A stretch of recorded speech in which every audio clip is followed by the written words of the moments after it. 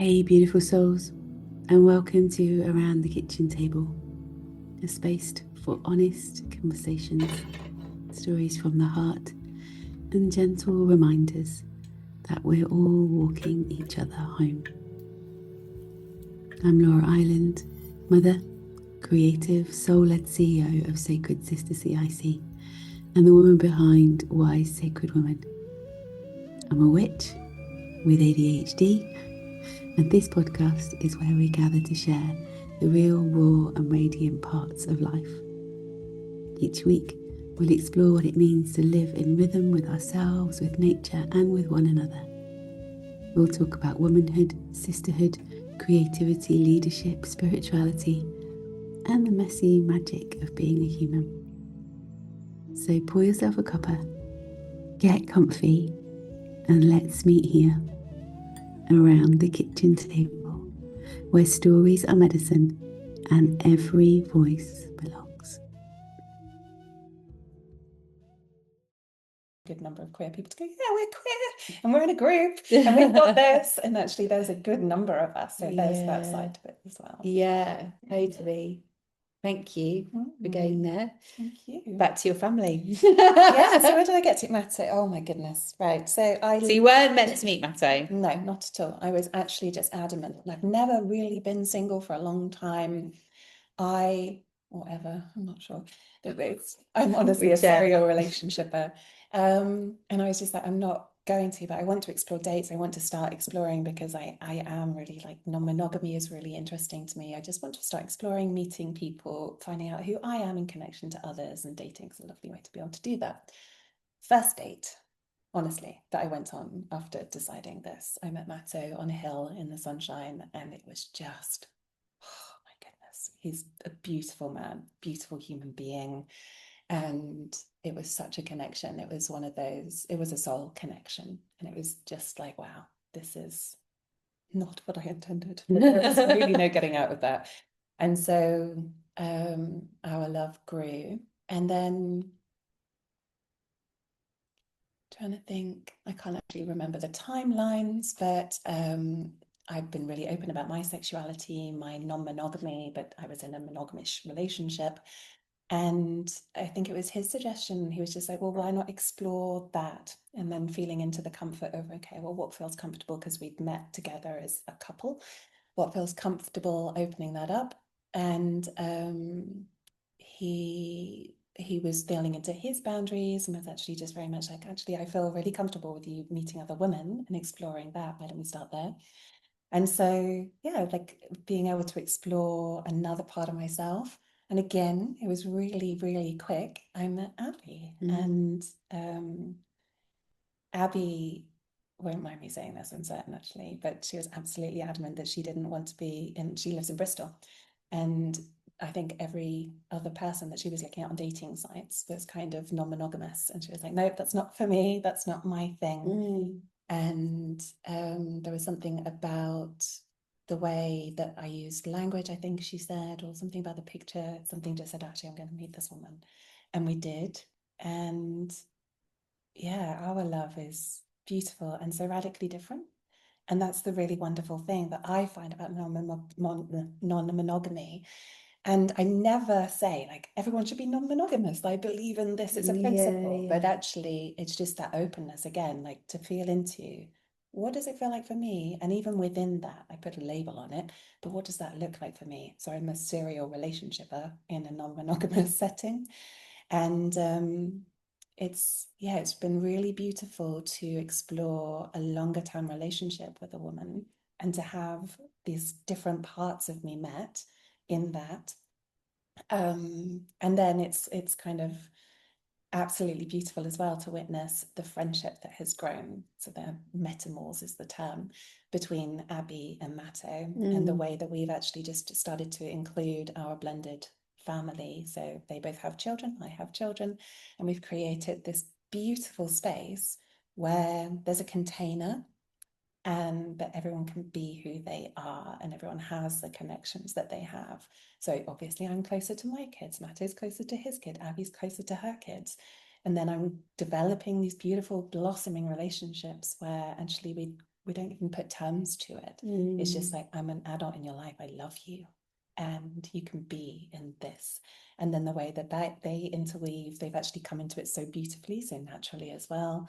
But also they have their edges. So we all just allow that to be in this rainbow blended family. And there's a lot of boys, isn't there? Most of them are. Yeah, there's a lot of boys. Trying to think. So yeah, there's a lot of boys. Yeah, because has Abby got.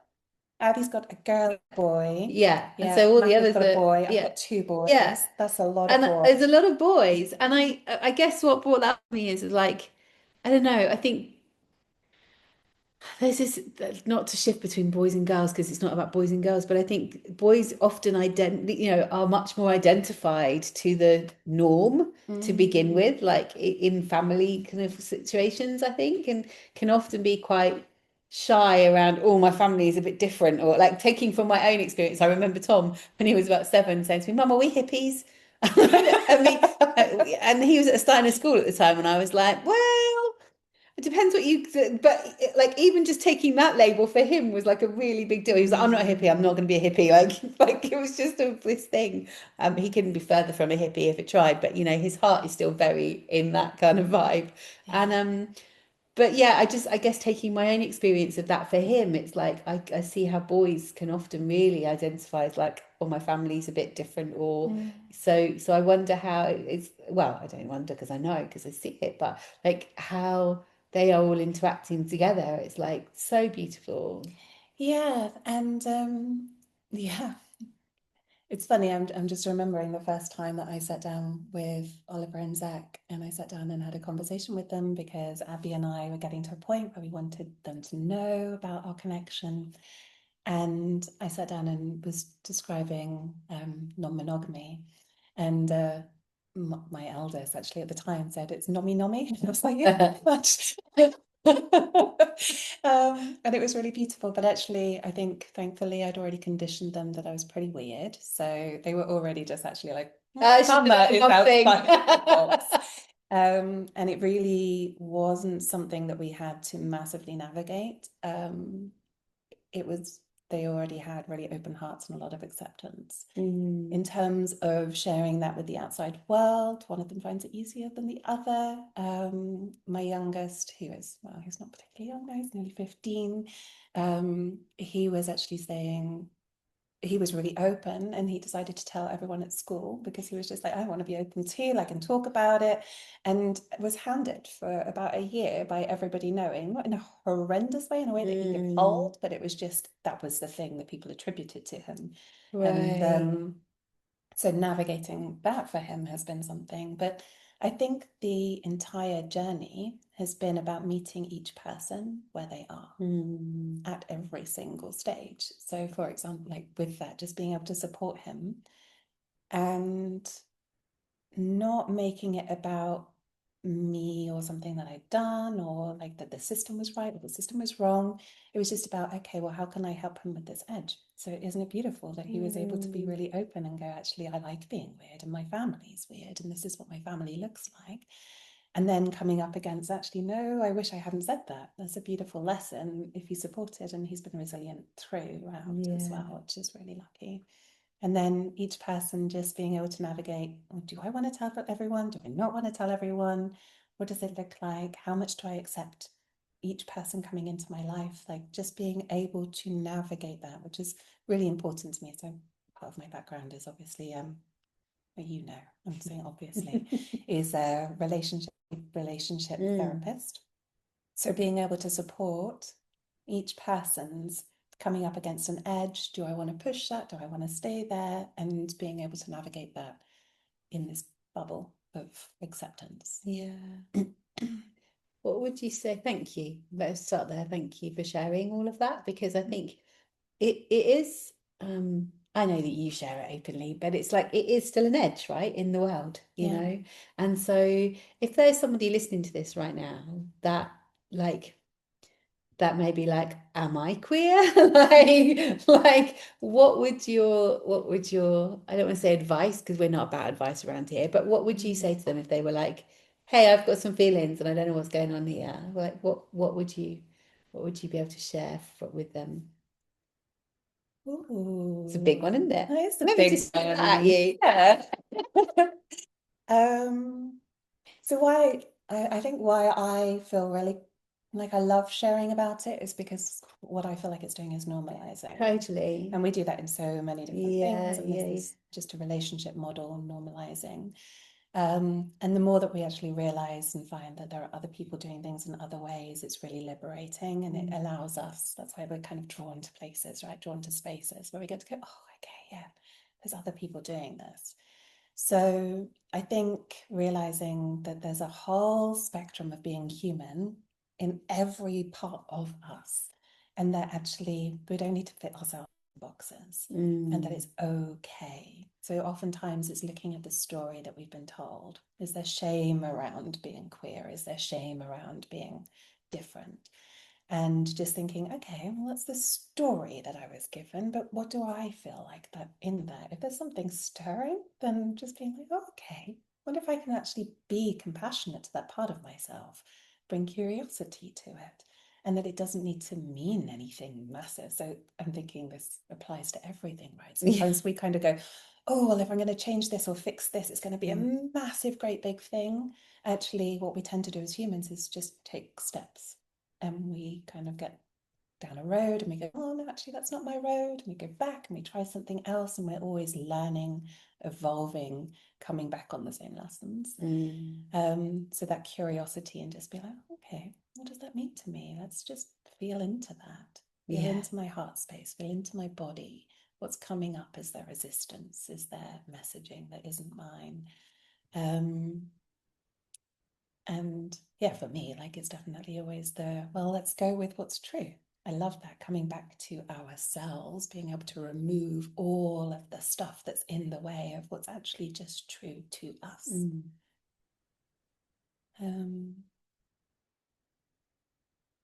Not sure if I've really answered your question. It's such a big question. But starting to find your people. Yeah, exactly. And I think, you know, it is a big question, and it's quite loaded because it can go in a million different directions. But I think what you've just touched on, and this is probably where it kind of will kind of bring this conversation around to, is like, this is the work that we both do, right? It's like, how, you know, Sacred Sister exists in 3 pillars, and the first one is awareness. It's like, how do you bring awareness to yourself, to what's going on, to what's real, and then healing, because actually with awareness becomes healing, and then from healing becomes embodiment. Without any of those things, they don't work, right? So like between awareness and healing becomes this knowledge of like yourself. Between healing and embodiment becomes this power, because it's like, wow, actually I've got the power to shift this myself. And then between kind of embodiment and back to awareness, because it's always a cycle, becomes this purpose of like, who am I? What am I here for? What's my purpose?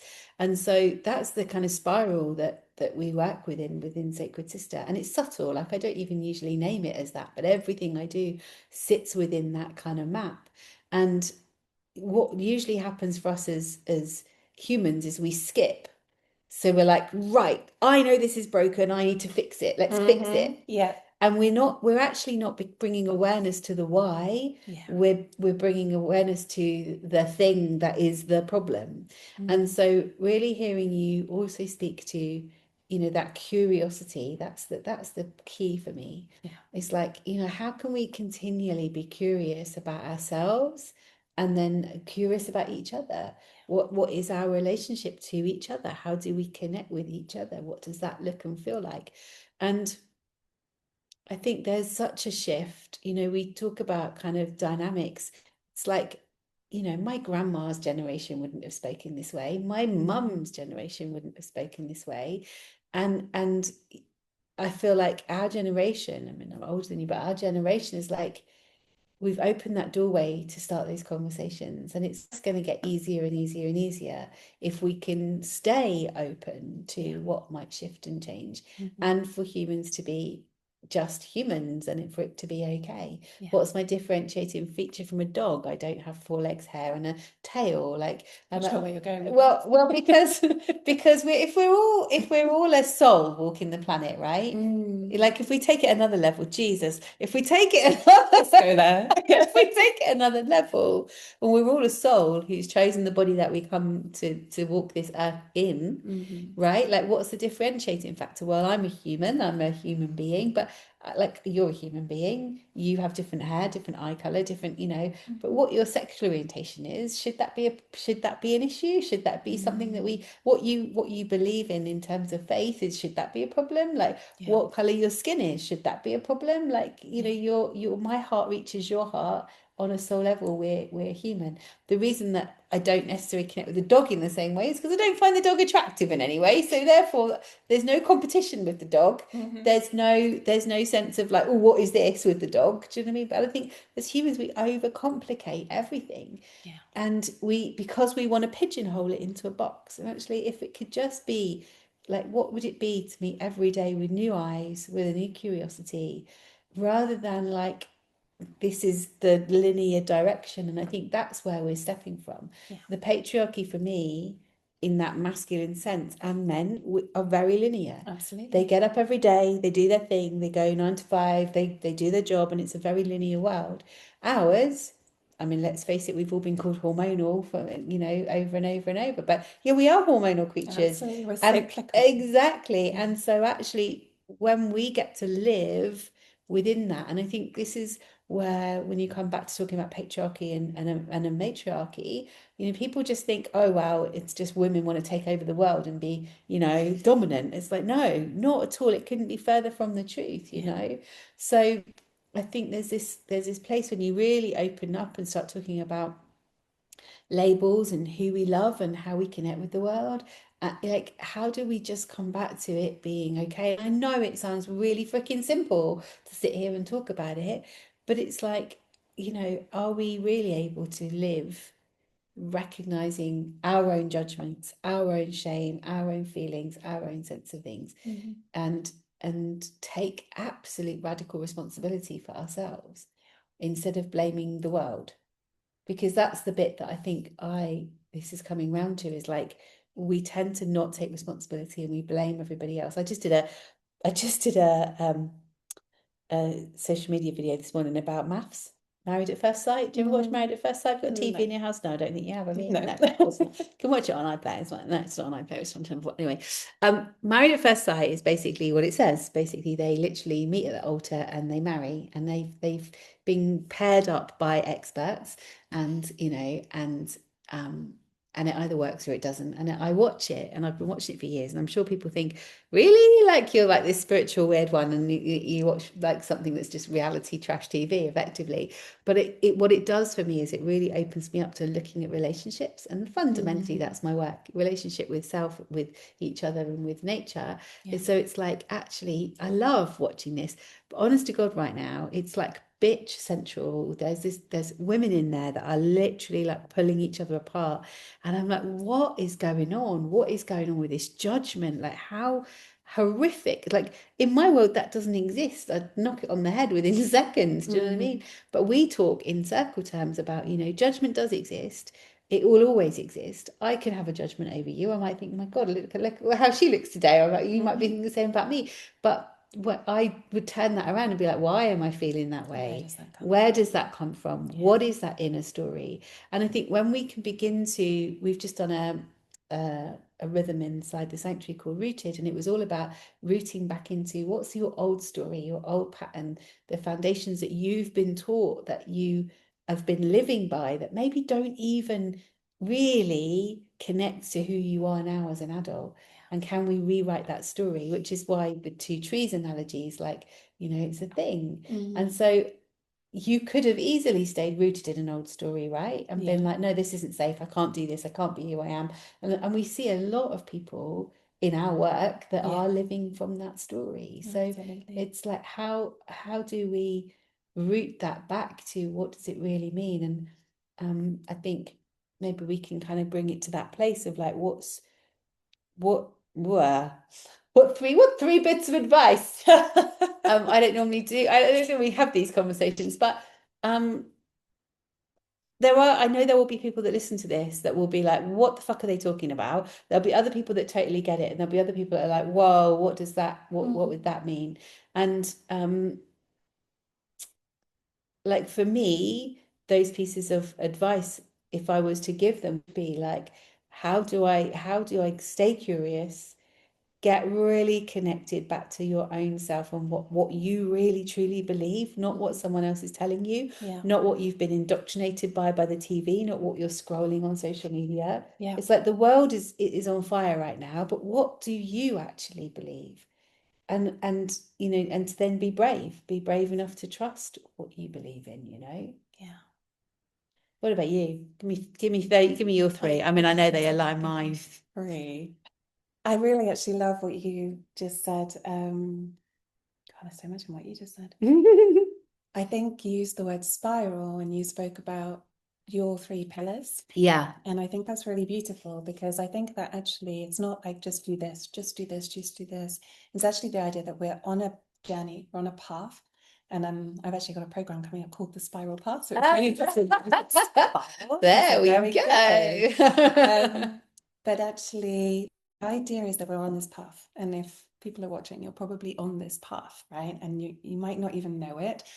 But we're on this journey of really coming home to ourselves. And that's the beautiful thing. If we can stay open to this journey of coming home to ourselves, which probably most people who listen to your podcast do, then we realize that we're actually just I like storytelling. So I like the idea that we're on this kind of path that's winding through forest, and we've gone on this journey, we've got our stuff on our back. And along the way, we meet all of these different people who might bring something into our story. They might guide us in the right direction or the wrong direction, or they might take something from us, give something to us.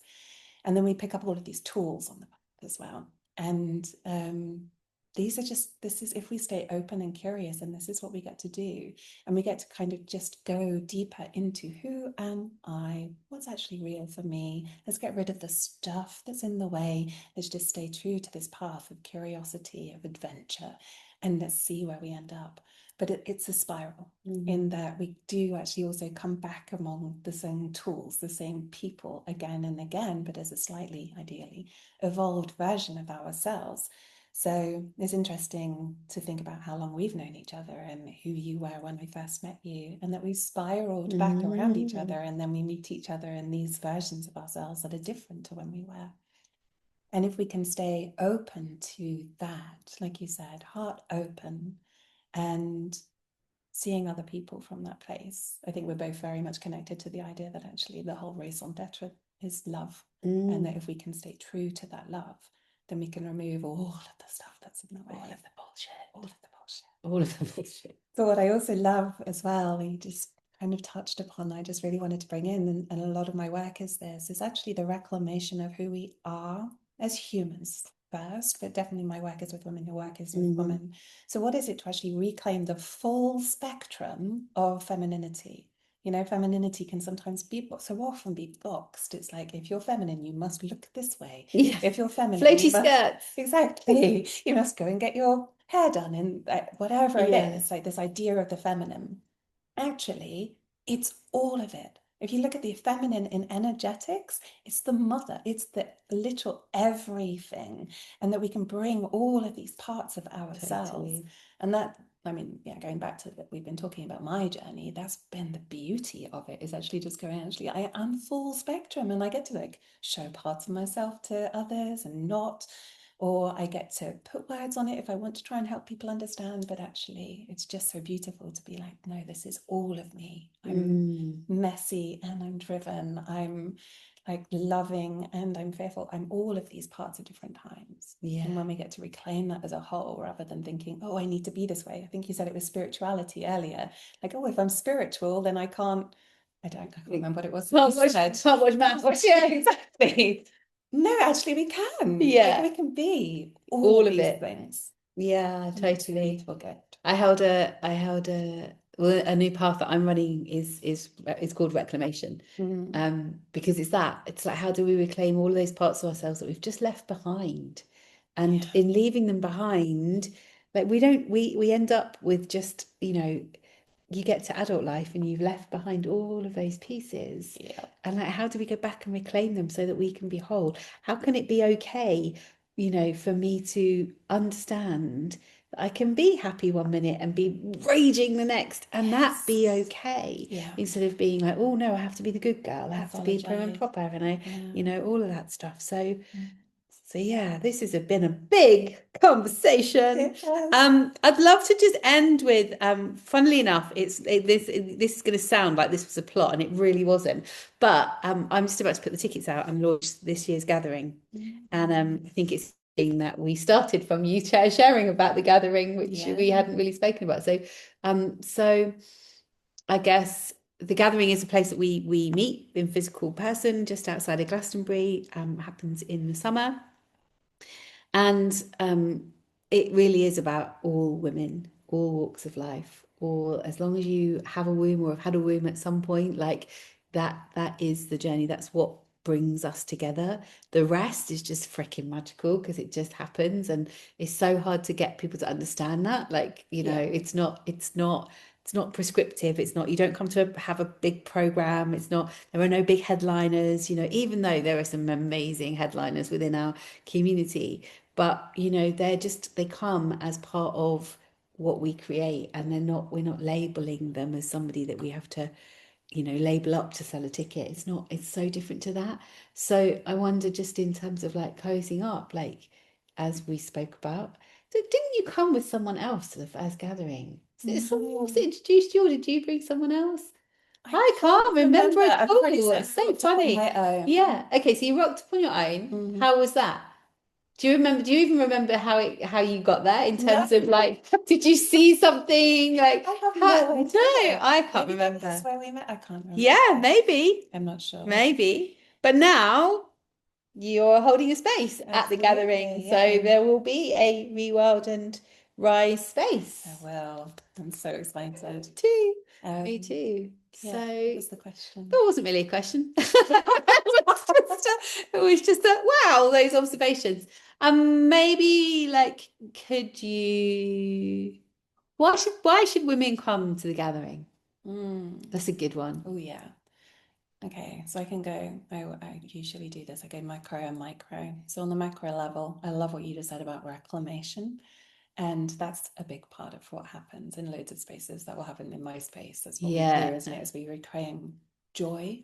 Like that's what we're doing, is we're getting all the stuff out of the way so that we're getting to the good stuff, the connection, the passion, the joy, the creativity, all of these pieces of us that kind of like put down and along the way, or we're told to put down, or don't quite have access to. There's that reclamation piece. And then there's also the creation of the new. And that's the beautiful thing as well. Like, and for me, they go hand in hand, is that we're reclaiming what we want to take with us from the old, but we're not just looking back and going, oh, everything back then was wonderful. We are creating something new.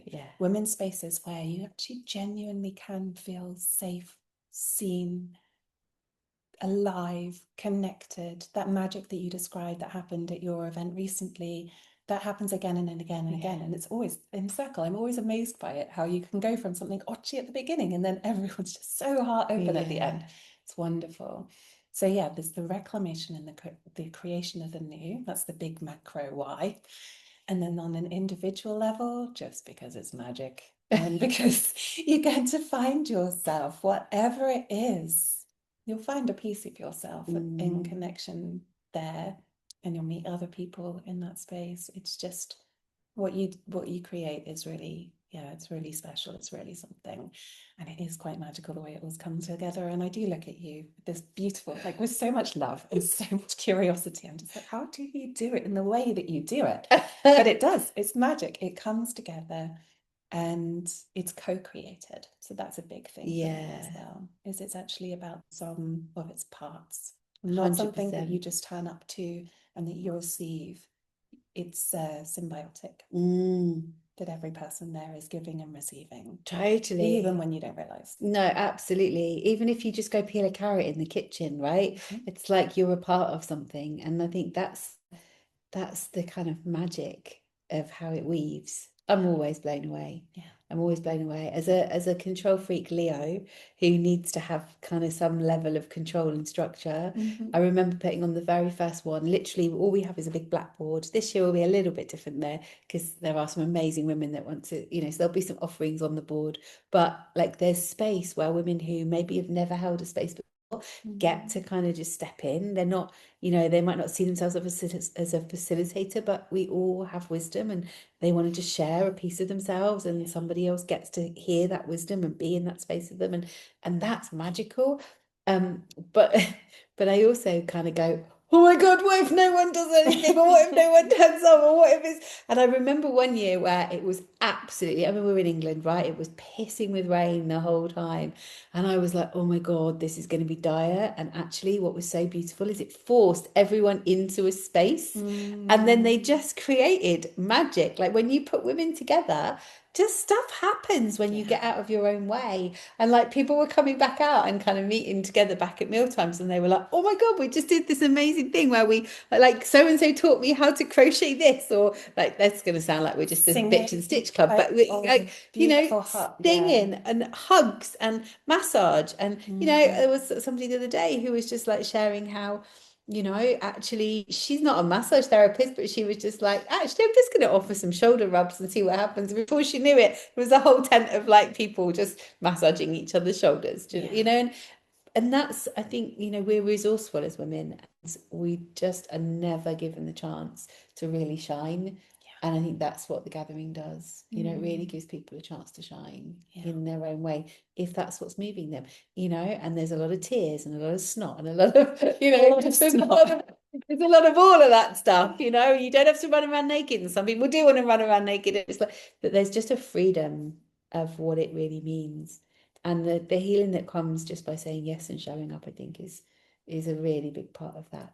How do I get my kids? Who's going to look after my kids? How I'm going to, I did it for 9 years as a single mum, and I had to just lean into other people and support when I needed to. And actually I used to think I had no one, but when I really looked at it, like single mums, we used to swap kids for the weekends so that we could all get a space, and it becomes, how do I become resilient and resourceful to get what I need, and for it to be okay for me to have needs, so. Which is, I mean, that comes back full circle, doesn't it, to that stone circle on Dartmoor, where actually I made that space. And I do consciously make those spaces now to have the medicine that I need. And when we do that at gatherings, at circles, it's so important for us to create the space, even if we don't quite know. If there's a calling, like if there's a whisper of curiosity, then it's actually like, go, follow it. Because when we follow those things, we find parts of ourselves on that path. And it is a wonderful blend of facilitated, like there is a weaving of coming to and from the ceremonial space. There's lots of offerings, and just being able to be yourself and explore, what is it like for me to just be in a field surrounded by people and then choose what I want to do. So I'm going to give an example actually on, I think it was your gathering. I've done quite a lot of different wonderful things, but I think it was that one where I was exploring, actually, do I want to be part of this? Or do I want to go and have a nap? And I was actually, I really want a nap. So I checked in, like, is this me trying to avoid something? But it was actually like, no, I just really want to go and have a nap. And just being able to be in connection with nature, surrounded by other beautiful souls, and then just go to, what do I want? Is the most powerful thing. Totally. And it's like going against the grain, isn't it? It's like, oh, like actually everyone's doing something, I should do something. It's like, no, but like that's the encouragement all the time. What do you actually really need? So it's powerful. It is. I'm excited. Anyway, I'm looking at the time thinking, I've got to pick up a child, you've got to go see your granny. That's life. We probably need to wrap this up. I'm already feeling I'm probably going to split this into 2 already, because but thank you. I appreciate you kind of popping around and being here. For those of you listening to that, we just had a hug instead of watching. You'll be like, what was the pause? And I will see you all really soon back around the kitchen table. Look after yourselves.